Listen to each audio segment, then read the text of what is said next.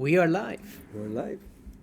And today we're talking about one of our favorite topics, which is the 48 Laws of Power. 48 laws. Specifically, law number 7.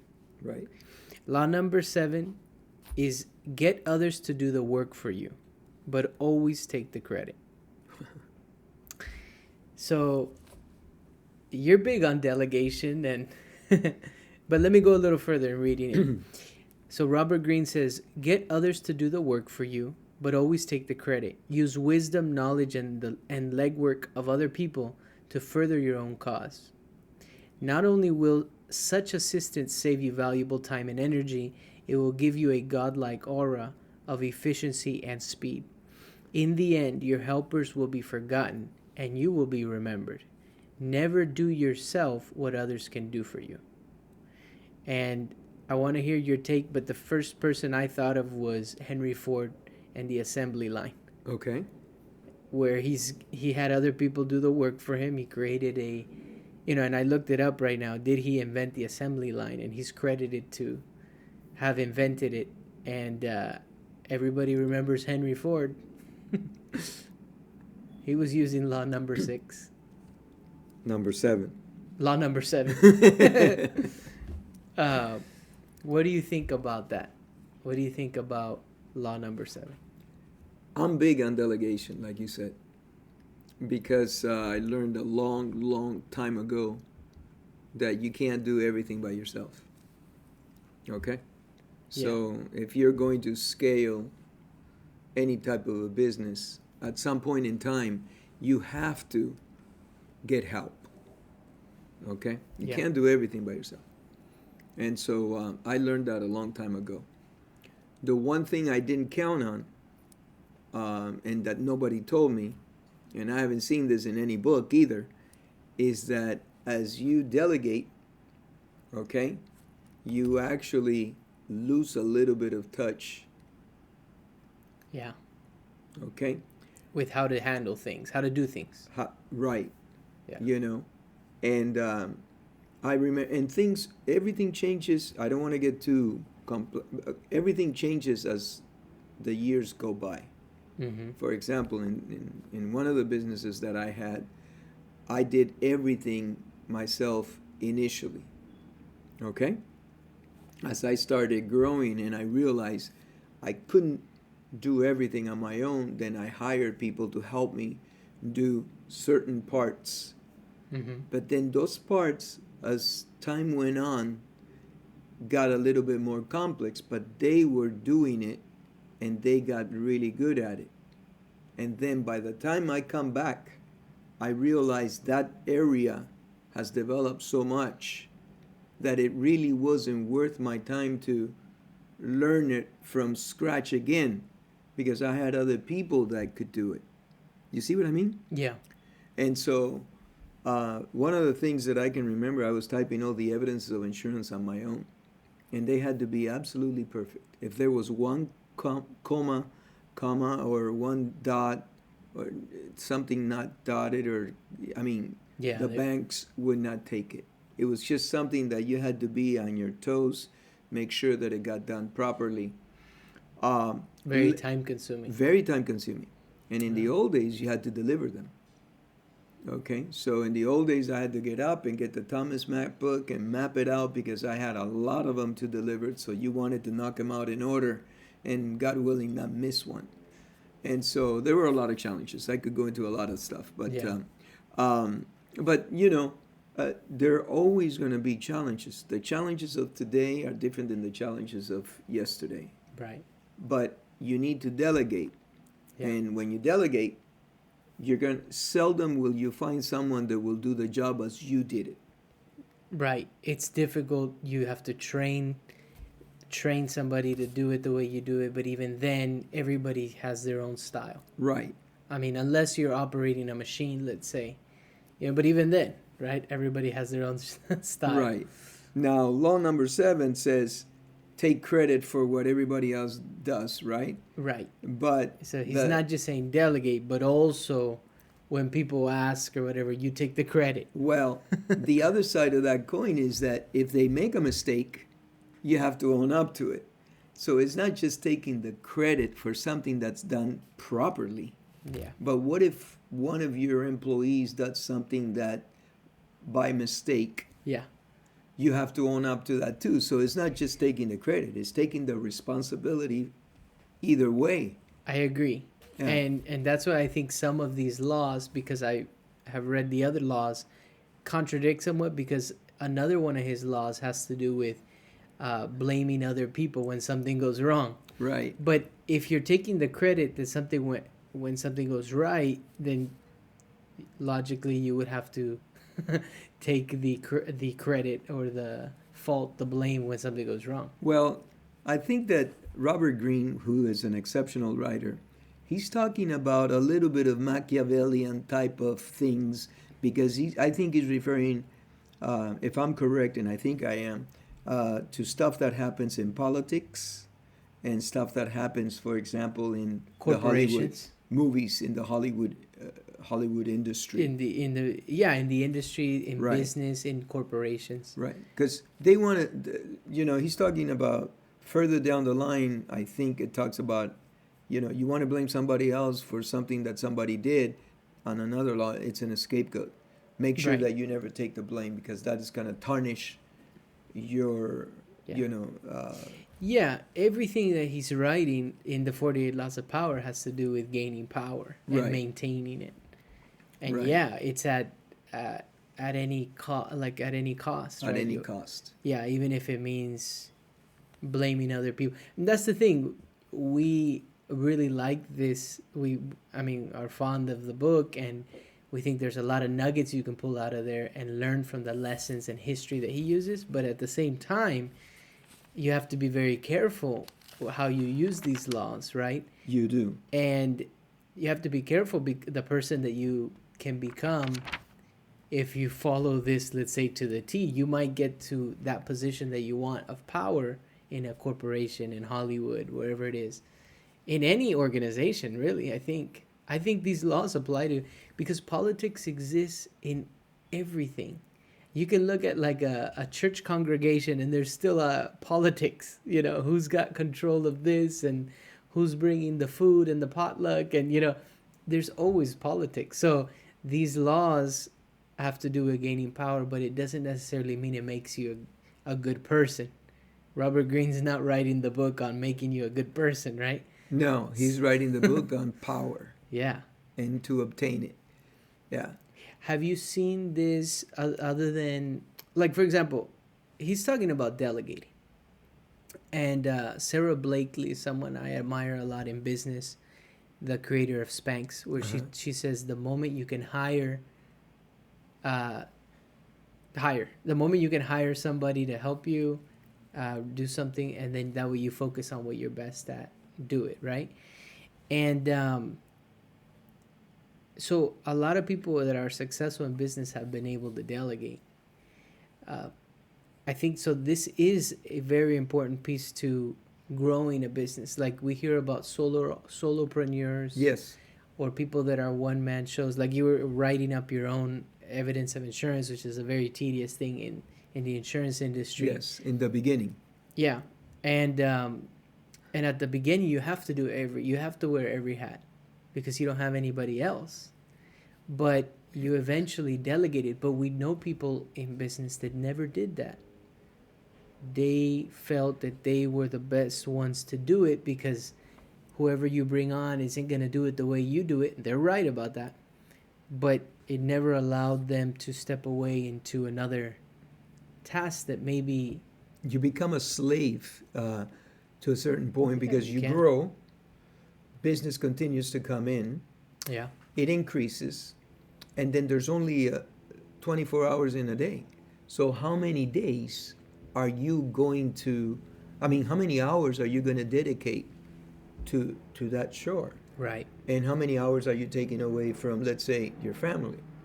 And so that's where, see, it's all a balance, okay? Because if I was fortunate that my wife was also in the business, so she knew what it, sacrifice or what it took to. She understood what it took to run a business. Right. The But if you- hours and sacrifices. Right. But if you're married to someone that's not in the business and your business is growing Yeah. and your business is taking you away from home, let's say, Sure. because of That could be a conflict, a big issue. it, Yeah. absolutely. I remember when because we ended up, my wife and I, getting married to the church, and you have to go through these, a Catholic church, you have to go through these meetings with the priest, which were very interesting. But one of the things he brought up was that is an issue for a lot of families or newlyweds. And since I was working a lot at that time, she was working a lot at that time, he brought that up to us, saying, hey, you know, you got to be careful with all the hours that you're putting in and this and that, because and there's a point to it, right? Because Sure. if you're working all the time and you're never home, like they say, someone's gonna replace you, Sure. and it sounds ugly, but if you're absentee, the other side to it is, like you said, if you have somebody, a partner that understands, because they're also in business, or they can be there with you while you're building. Mm-hmm. You try to spend quality time and work together and build something, sacrifice today for a better tomorrow. Right. But But the seventh law is talking about gaining power at any cost. Like, yeah, it says use their wisdom and knowledge, yeah, sure. to push yourself forward. Your cause, yeah, whatever that is. Right. So, for example, what happens to the team spirit, let's say? Yeah, It seems to be lacking there because you want to reach the pinnacle of the mountain of power at whatever cost. That's what he's alluding to. And I think that the culture, right? culture, you're right. Takes a hit.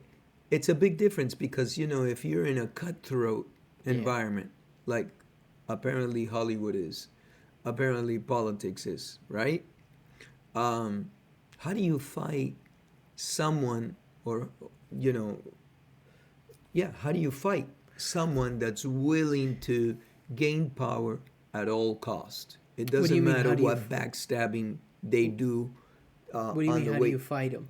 Yeah, how do you stay in the game? How do you stay You have to play it. competitive? You have to play like them. Those are, that's the way I look at it, because like I have good friends one good friend in particular that is in the Hollywood scene, in the Okay. hotel scenes, and Beverly Hills and all that, and he saw they rule in fear. They're not looking for love. They're not looking for you to love them. So the people that are managing, now I'm not saying everybody there, right? No, but most of them. But most of them, And it sounds like Machiavellian kind Sure. of thing. yeah, and he even said that with my buddy, that one of the managers almost had that style that it seemed like almost like out of a book. The office, the big desk and the huge office, and the from the body language and the posture and the clothing they wore. It's like out of a book. So I think in fear is how they control. And if you're not willing to, The Devil Wears Prada. Did you ever see that one with Meryl Streep? Uh-huh. That's the perfect example of what they say Hollywood is, or Beverly Hills and all that. Again, it's not everybody there, but I don't want to mix the books it's fear. because you got Niccolo Machiavelli that wrote The Prince, and I've read that. And supposedly that book was by the night table of Richard Nixon. And what was his foreign minister? He was... It wasn't Church. no. Edgar. I'm looking at the guy right J. No. It was Richard Nixon, and it'll come to me in a minute. But he was a tremendously savvy, international versed. Was it Kissinger? Henry Kissinger. Henry Kissinger. Yeah. And so, in Henry Kissinger, the book was on his night table too. And so, Yeah. I don't want to Politics. mix the books. Well, the reviews of the 48 Laws of Power by Robert Greene, which is now banned in several prisons and places, they talk about it's like if it was written by Machiavelli. Oh, really? Yeah. Yeah. Yeah. Because, well, in this particular law, in this law in particular, Yeah. he's looking for power at any cost. Yes. I was thinking also of when he's talking about using people's knowledge and wisdom and their talent, I was thinking of Elon Musk. Because they say that he is a very bright individual, but he brings on teams of people that are extremely bright, super smart engineers and physicists and all these other professionals that have made the company what it is today, you know. And if you look into the history of Tesla, and specifically, you know, he bought it. He didn't create Tesla, but I looked into it recently because there were like, I don't want to say it incorrect, it was 4 or 5 founders. Musk was one of them, along with these other gentlemen, some of them engineers, and some of them stuck with him, some of them left early on, some of them didn't make, you know, nearly, well, I mean, the amount of wealth that Elon Musk has accumulated, you know. But he's obviously stuck with it the longest, but he kind of, it seems, got some of the players out. You know, it's... Facebook did the same thing, Zuckerberg. Sure. It's, you know, the push forward changes you. Okay? You start as one human being, and as you move forward, you become another human being. The question is, do you like the human being that you have become? Okay? And in the search for power, through some of these examples that get cited in the book, you know, these folks are ruthless. Yeah. They don't care. And maybe you have to be that way if you're competing in this field of sharks. You know, if you're in a pool of sharks You're gonna and get you don't eaten. become a shark, you see what I'm saying? Yeah. So, you know, it all depends. I always like to, every time that there's a new regulation in my field, I always like to get the input of everybody in the office, or several people in the office. Maybe not everybody, but several people. Yeah. Definitely my office manager and a couple of other people that are head on in that particular area, because they are in the trenches. Right. And they are day in and day out dealing with the changes that either the vendors produce or the companies. They're more hands-on than you are because Right. you've delegated. Right. And so I need their input in order to be able to come up with a viable solution, because I'm no longer in the trenches. Right. You see what I mean? Yeah. You're And- in a different capacity. You're in a different capacity. Right. And so I'm looking at, let's say, I want the viability of the business to continue to move forward. So I Yeah. look at different aspects of the business. More macro. Right. Further out. They're like, if they're selling one particular product or if they're dealing with one particular lender. Yeah. And so I need their input. Yes. And I don't necessarily take credit for if somebody comes up with a great idea, I say, that is a fantastic idea, please let's implement that. I give that person credit. Yes. But at the end of the day, to an outsider, They don't know that. they don't know that. Yeah. If the agency continues to move forward and triumph and succeed, It's the they're going to think, owner. oh, you know. Yeah. Yeah, but you're not doing it with that, let's say, in No. mind. But you also value culture and everybody being in a good state and helping each other out, But so you value that. So you don't necessarily, and that's one thing, like we like the laws, but we don't necessarily, you could take what you want out of it and leave the rest. Right. It's like mixed martial arts. You just take a piece of eat whatever style that you like, and then you fight the best way you can fight. Right. Robert Greene says it, well, first of all, if you're in politics, I hear politics is very dirty, okay? And if you're in the Hollywood scene, I hear that's also pretty dirty. Business is very dirty. Business, There's if a you're lot of backstabbing. in the corporate world, there's a lot of backstabbing.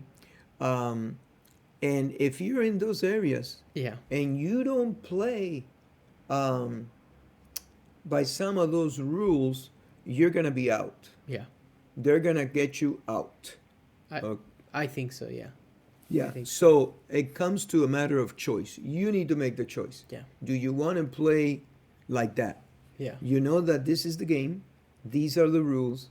Okay, are you gonna play by those rules? You're gonna be as shark as you possibly can be. You're gonna be, if they, Yeah.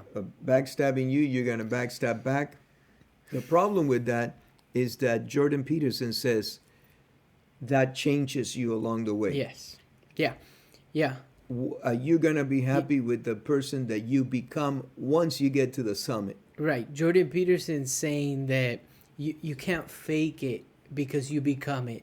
Right. He said that if you're in a university class and the only way that you can pass that class is by writing your essays a certain way that the professor agrees with, the worst thing you can do is to fake your way to pass the class, because by the end of the class you're going to start believing some of the things that you wrote, some of the things that you Yeah. made So to believe. what Jordan Peterson is saying, be true to yourself Yes. and write the essay the way you want to write And it. fail the class. Well, that's a problem. That's what he's saying. Yeah. That's a problem. Yeah, That's a absolutely. problem. If you're You know, trying I to don't want to graduate, fail that class. If There you're goes trying my to- career. Yeah. And But he's I'm in saying my that- last year and I've spent $100,000 in that but career. he's saying that your integrity and who you are and being true to yourself is more important than that, essentially, I the hear grade you. or degree. I hear you. Well, you know what brings to mind? There is a famous archaeologist that was doing a study in Mexico. It's a lady. I don't remember her name. It's a lady. And this lady did some carbon dating on some bones or something that she discovered. And I believe that the date went back 80,000 years or 100,000 years, Whoa. something ridiculous like that. And I'm talking about, I believe, 30 years ago. Okay, but here's the point. She double checked all her results, and the results kept coming back thousands and thousands of years before anybody thought that that area would be inhabited by these sort of people. So she said, I'm going to print it. And a few of her colleagues said, don't do it. You're going against the grain. If you print this, you are going to regret this. It can potentially be the end of your career. And she says, yeah, but you're telling me to lie. I'm not going to lie. I'm going to print this. Long story short, she printed it, and they destroyed her in the media. They discredit her to the maximum capacity. I have to find her name so that we can link this so people can. We'll put it in the check. description. Yeah. Yeah, they destroyed her. This was in Mexico. This was a lady. This was years ago. She lost her funding. Okay, so therefore she lost the money to continue to do her research. Yeah. And they destroyed her reputation. Wow. And they truly messed up her life. And I can cite a couple of people through history that Yeah. Well, they have done. it's like what do they say, that there's a saying about like the hill that you die on or something? You're gonna die on that hill. Like if you believe so much in the cause, you're willing to go down. They destroyed her life, man. And They people destroyed like her that, life. some of them you'll ask them and they'll say they would have still done it. One person that comes to mind like that is Bob Lazar, the UFO. Yeah. So he has stuck to his story apparently for decades, and after he came out saying that he had seen certain UFOs and this and that, that working at Area 51 and all Right. that his life didn't affect him in a positive way. Oh no, it was very It negative. was very negative. He So, got fired. but he stuck to his story. Right. So you wondered, like, is there some truth behind it, or Well, it's very interesting if you hear what he's saying about. um it's extremely interesting that he's talking about a machine that created anti-gravity. yeah? And if you create anti-gravity, all the rules are different. You can do anything you want. We gotta Uh, do an episode on that. so, On yeah. Pablo's So, I art. mean, Joe Rogan is really into that Yeah, stuff. he's looked into that. Um, But getting back to the law. yeah, I think it's powerful. I think that delegating is the only way to free yourself from the day-to-day tasks, and and so you can grow and you can actually grow And- a business. And I have a great deal of respect for Jordan Peterson. I Yeah. really like the guy a lot. Mm-hmm. And I agree with a lot of the things that he says, not everything. But when he says, stay true to yourself, that is very nice to say. But it's difficult Sure. because if you're married and you have kids and this is something that You you're- need that job. you need that job. degree. You need that degree, and Right. you're gonna. I mean, it's tough. I mean, Yeah, it's one of those things that see. it's one. Yeah. Yeah, we put ourselves in situations. I don't Or- think we put ourselves in Well, situations. we put I think- ourselves in certain situations, and life happens where we have more certain responsibilities that, to a certain degree, don't give us the freedom anymore to say no. I gotta do it because I need a paycheck, or I have to do it because I need to keep my job or pay my bills. That's one of the things that happens in life. You know, we have more responsibilities. It makes more difficult to leave a job we're not happy at, to, you know, try a new venture, to say no to something that is maybe not correct, right? But some people do it. Like, I won't say the specifics of it, but we met a gentleman some time ago that worked 20 years with a school district, Los Angeles Unified School District. It was over 20 years. And there were some changes that they were imposing that he was not a fan of. And they said you could either go with it or not. And he said, I don't want to do it. And so he got fired. He was willing to leave his job and lose that career because he didn't believe in what the changes that were taking place. But I guarantee you, the majority of the people, over 50% of the people that are in that situation, have certain obligations that they weren't willing to do that and Right. leave that job. So It's not easy. it's not easy, but I'm sure it wasn't easy for him, but Oh, he no. did it and he left. So that's the thing. Why do some people, I know we're veering off a little bit, but some people are able to make that switch.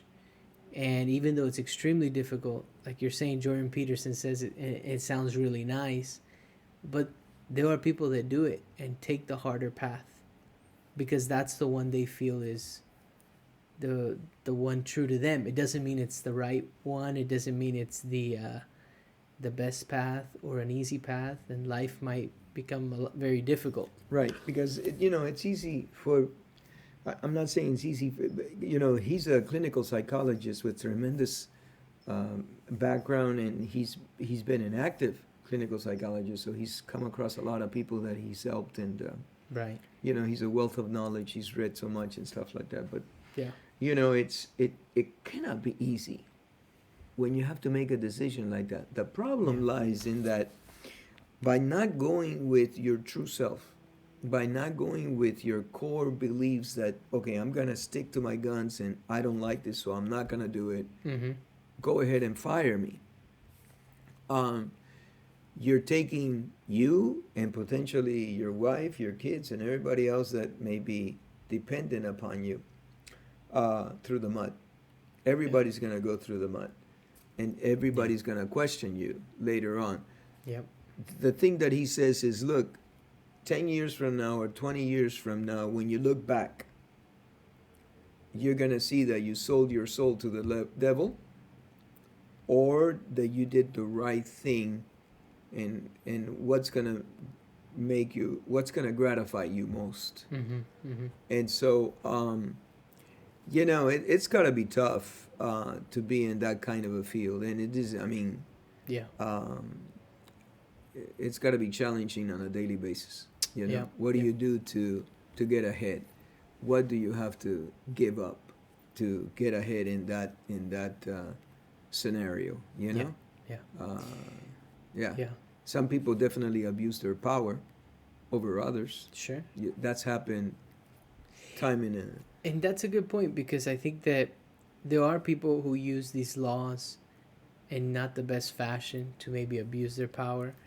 And if one is aware of that these laws exist, which Robert Greene says it in the book, he says some people just act these laws out without having read the book. They just naturally are this way. They're born this way, or they learn this behavior somewhere. And you got to be aware of it. That's the way I look at it. If you don't perceive it as a threat, if you don't even know that there's a threat there, you're in more danger. So I think it's good to know the laws. Yes. And protect yourself from them. Yes. And try to live the best life. Well, that reminds me of something else. I'll throw it quickly. Robert Greene also wrote a book with 50 Cent. And apparently 50 Cent got shot like 6 or 7 times, or 9 times, and survived. Yeah. And they wrote a book together.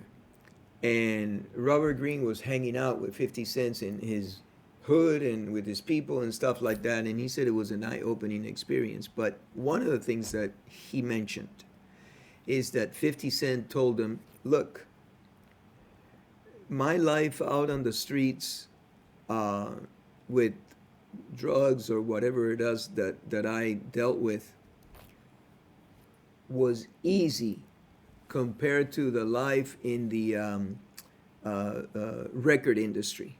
Mm. The record industry is, according Brutal. to 50 Cent, and you guys do your own checkup, but I think he said it's 100 times worse. Yeah. Okay? He said, nothing prepared me. Okay? Nothing that I went through, and he had it tough. Okay? Nothing prepared me to the life in the record industry. Wow. Because he said, on the streets, I knew who was my enemy. I knew who wanted to stab me in the back. Yeah. They were honest enough, if you will, because they wanted to take over a territory or whatever. So he knew who his enemy was. With the record industry, he said, hey man, they were shaking me with one hand and stabbing me with the other. Okay? And that sounds brutal. Okay? And so that was his description of this. So, if you're gonna deal in these types of industries, Beware.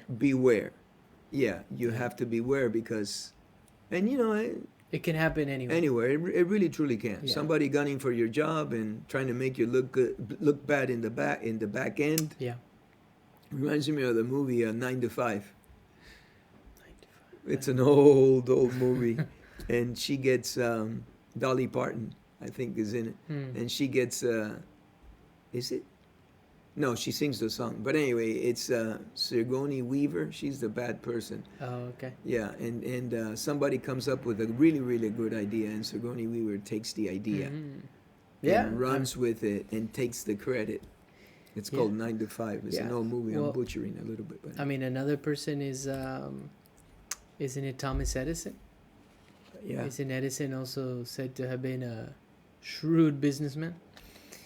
So we can list, and history can list, and Robert Greene lists a lot of examples, but I think it was a cool little our 2 cents, not our 50 cents, but our 2 cents Yeah. on this law. Cool. Anything else you want to throw in? No, this is it. We'll wrap it up. All right. Thank you.